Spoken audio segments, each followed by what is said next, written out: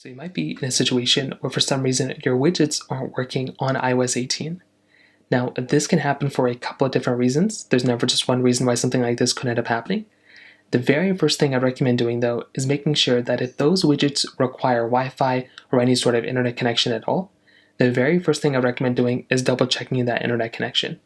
You can see right here, my weather widget shows me that my weather is unavailable. That might mean that my weather widget is not connected to any sort of Wi-Fi. So first of all, make your way over to your Wi-Fi connection or your data connection, whatever you have, and just double check that your Wi-Fi and data is fully connected.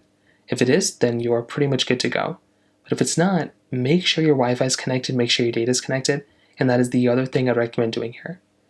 Now, if that doesn't seem to be fixing the problem, the other thing I'd recommend doing here too is to basically go through and try seeing if you can update those particular applications. So within those widgets, try going inside of the App Store, the Google, the Apple App Store in this particular case, and try seeing if you can fix that problem by just updating that app. A lot of the times it might just be as easy as doing that, and that's the other thing I'd recommend doing here too.